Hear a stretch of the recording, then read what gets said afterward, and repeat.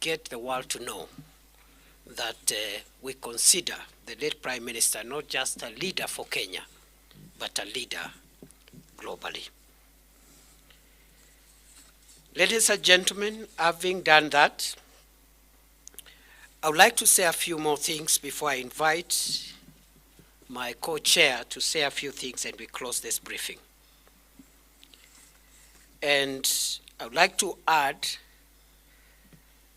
that before the funeral service, another important event took place, and again we are grateful that we were able to have the mortal remains of the late Prime Minister Raila Odinga lie in state at Parliament buildings.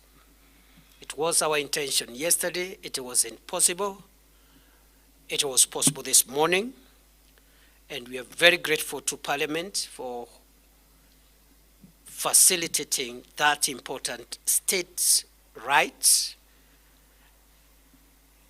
And in Parliament, the legislators were able to give their respects to our fallen leader, and also all the three arms of government were represented.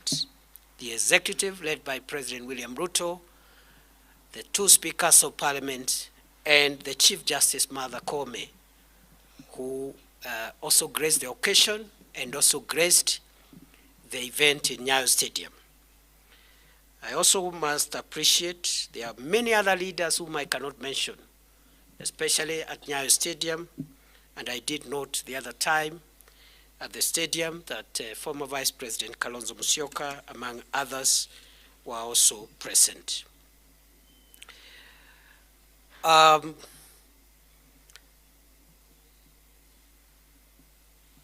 therefore,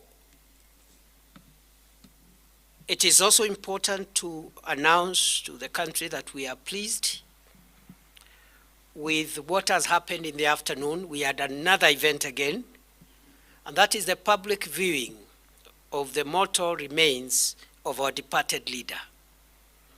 Thousands of mourners, members of the public, the rank and file,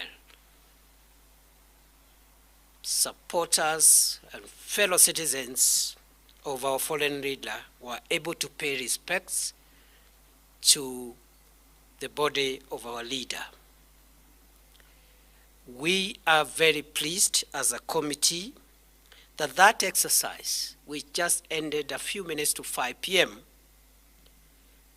has continued and ended peacefully, solemnly, and in utmost dignity, notwithstanding that there were thousands of people who patiently queued, waited, performed their respects, and left the stadium. We don't take it for granted. The National State Funeral Committee, therefore, announces that the second day of mourning has been a success and pleads with mourners to continue with the same spirit as the nation enters into the 3 days of mourning tomorrow. Allow me I've just remembered, I should have also appreciated the presence of the Vice President of South Sudan at the stadium, Excellency Rebecca Garang. I think I had mentioned during the event in the day. So we are happy the second day has come to an end. We are praying and pleading that tomorrow, the third day, will even be better. We will dignify our leader. We will respect our leader. We will mourn in dignity. It is heavy, but we must do everything to protect the image of our fallen leader and the image of Kenya, because Raila Odinga was a global leader. Therefore, tomorrow, Saturday, 18th of October 2025, the mortal remains of the former Prime Minister Raila Odinga will be airlifted to Mamboleo grounds in Kisumu by the Kenya Defence Forces, arriving at 8 a.m. or thereabouts. Members of the public are requested to be settled by 7 a.m. to dignify the arrival of the remains of our leader. There will be public viewing of the mortal remains of the late Prime Minister Raila Odinga at Mamboleo grounds for most of the day until we are satisfied that everyone has had a chance to respect the remains of our leader. Thereafter, the body will be taken to Bondo for an overnight stay before burial on Sunday.